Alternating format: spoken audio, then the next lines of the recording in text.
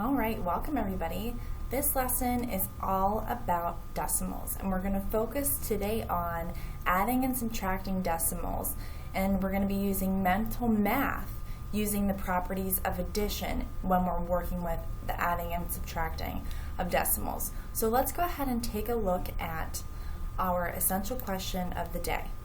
Actually, we have two questions of the day, which by the end of this lesson you should be able to answer and then show me and demonstrate that you understand these questions by completing the questions below in this lesson. Your first essential question is, how do you add or subtract decimals?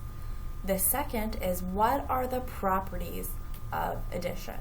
Now you might be able to say, I think I might be able to answer some of those. But let's go through this lesson together to figure out, can we get a really strong understanding of how to answer these questions and demonstrate it to show mastery of being able to add and subtract decimals and to really understand the properties of addition. So what we're going to do is we're going to get started with a little review from our last lesson regarding estimation with decimals. The first strategy of estimation that we covered was estimation by rounding, where you can either round up or round down to the nearest whole number depending on whether it is closer to the higher number or the lower number on the number line. And you can always follow this rule. If it's 0.4 or below, you're going to round down, and if it is 0.5 or more, you're going to round up. So you can always use that rule of thumb. The second strategy that we talked about was using estimation by front end estimation. The steps in doing this, let's review. You're going to first add the front digits. You're going to add up these whole numbers.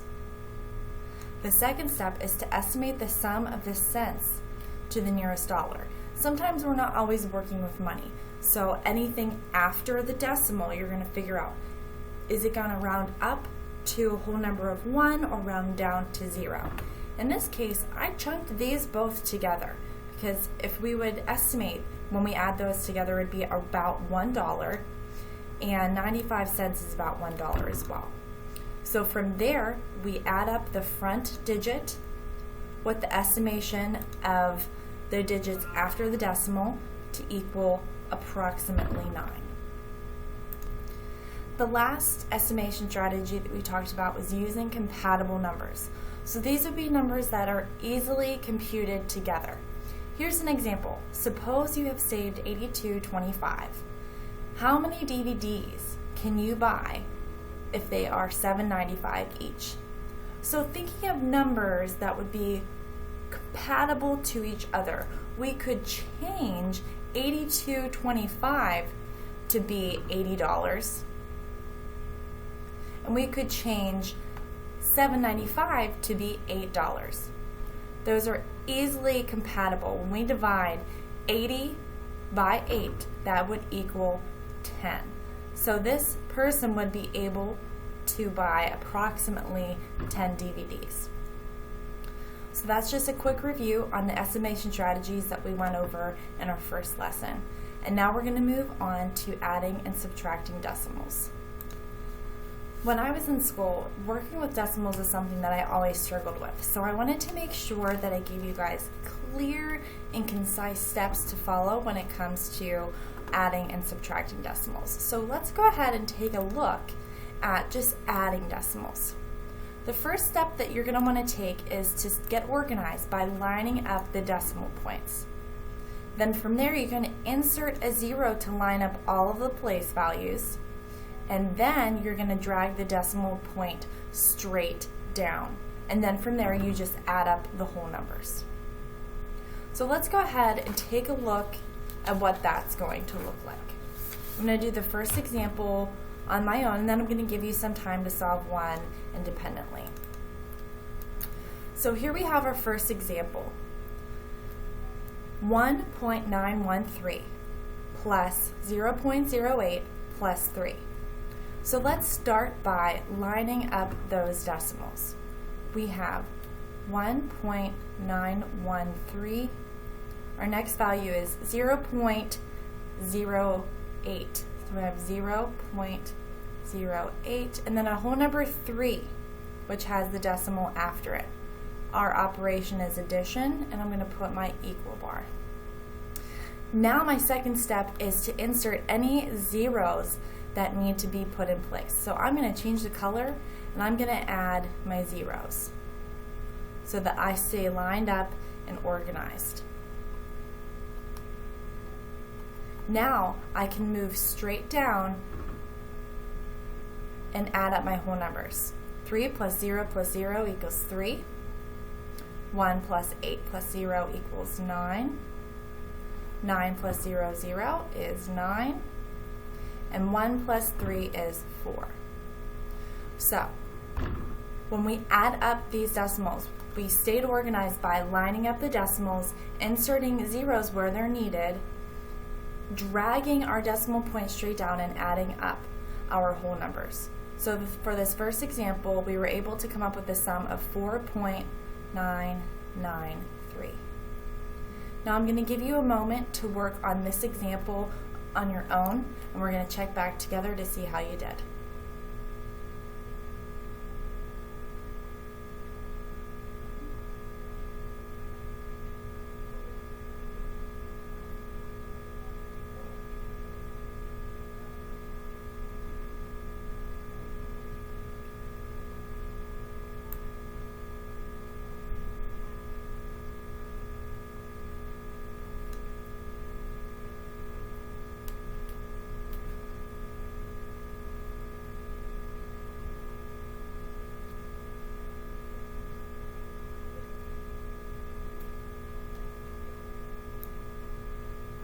Alright, let's come back together and see how you did. By adding up these decimals, first we're asked to line up the decimal points. So let's write our values out. 7.58 plus 2.4, keeping those decimal points aligned, and 0.101. Now our next step is to add in any zeros where they're needed. So let's go ahead and add those in to those place values so that we are staying neat and organized. You can even go like this to make sure that your place values are where they need to be. So let's drop down the decimal and start by adding up this column. 0 plus 0 plus 1 is equal to 1. 8 plus 0 plus 0 is 8. 5 plus 4 plus 1 equals 10. So we're going to put our 0 and carry our 1. 1 plus 7 equals 8, plus 2 is 10. So if you got the sum of 10.081, you did a great job. You must have followed those instructions by lining up the decimals, inserting the zeros where they need, and dragging your decimal point down, and then just adding your whole numbers. So great job. We're going to use these same strategies when it comes to subtracting decimals. So let's do this first example together. We have 3.102 minus 0.89. So let's go ahead and write that out and make sure that our decimal points are lined up. We have 3.102 minus 0.89. So let's go ahead and insert the zeros anywhere that are needed. And then all we have to do now is drop down our decimal point and subtract our whole number. So let's go ahead and do that. Here's our decimal point. Subtracting. 2 minus 0 is 2. 0 minus 9. We can't take that away, so we need to borrow from our other column. So this becomes a 0. This becomes a 10. Now 10 minus 9 is 1. We don't have enough here, so we need to borrow from this column, and that 0 becomes a 10. 10 minus 8 is 2. And on our ones column, we have 2 minus 0, which is 2.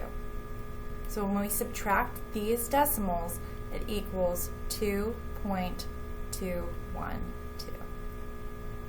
Again, I want you to take a moment to practice that skill of subtracting decimals. Go ahead and work on this problem independently.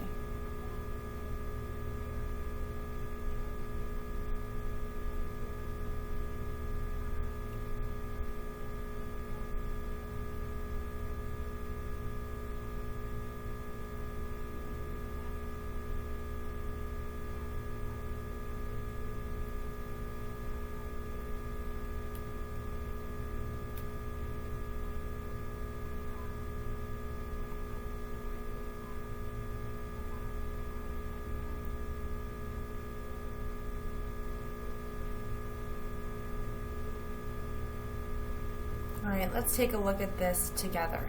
Let's start by lining up our decimals. We have 46.2, which is being subtracted by 30, and 38 is being 38.25, sorry, is being subtracted by that. Now our next step is to insert a 0 and in any place that we need one. So in this case we need one right there. And now we're able to drop down our decimal point and start subtracting these values. Here we have 0 minus 5. We don't have enough, so we need to take from this column. We're going to borrow. That becomes a 1, and our 0 becomes a 10.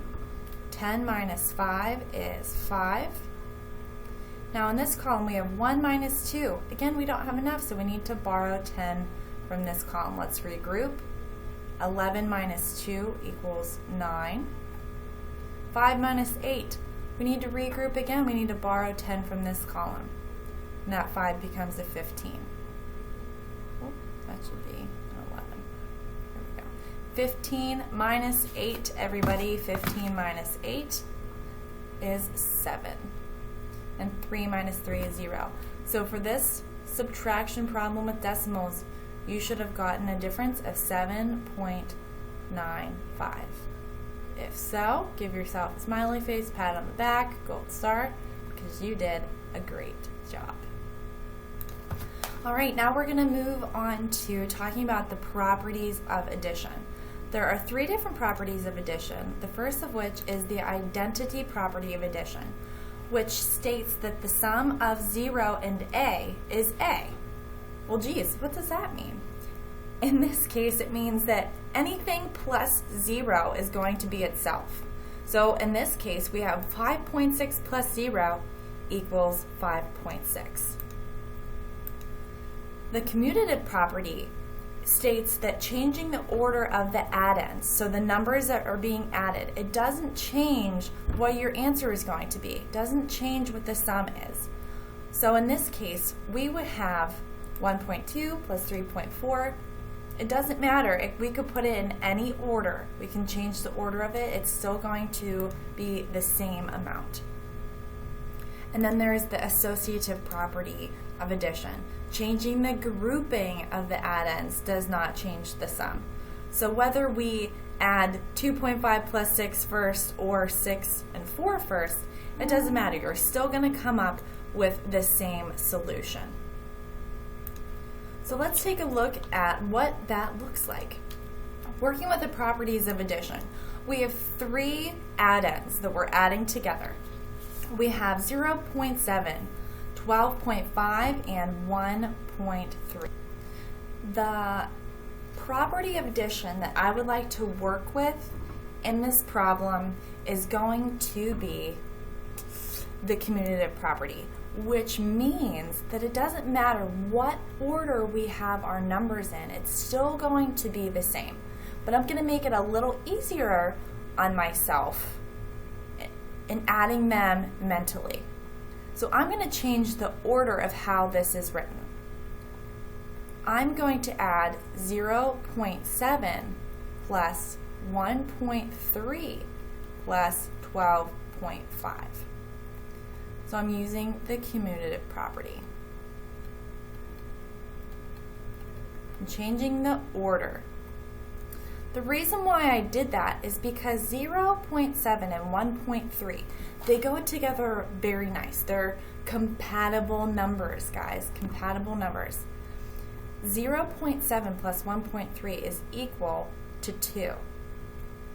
So now I'm left to just drop down the rest of my equation. 2 plus 12.5, I can do that in my head. I can add 2 to 12, which is 14, and then just add on my decimal, which is 0.5. So right then and there, I used the commutative property. I switched up the order of this problem. No matter what order I would have put it in, I would have still came up with the same sum. But I put them together so that the compatible numbers would be easily computable in my head in order for me to do mental math. Now let's take a moment to review what we've learned today and to see if you can answer the essential questions of this lesson. How do you add or subtract decimals? And what are the properties of addition? Can you answer those questions? If you can, go ahead right now and answer the questions below in this quiz. If not, do a little bit of review and you can rewind the recording to help be able to answer these questions successfully. If you have any questions, please don't hesitate to let me know. Our next lesson is going to be about multiplying decimals, so make sure that you have a really strong understanding of how to add and subtract decimals first before you can multiply them. Like I said, I'm always here to help, and I will see you guys in class. Bye!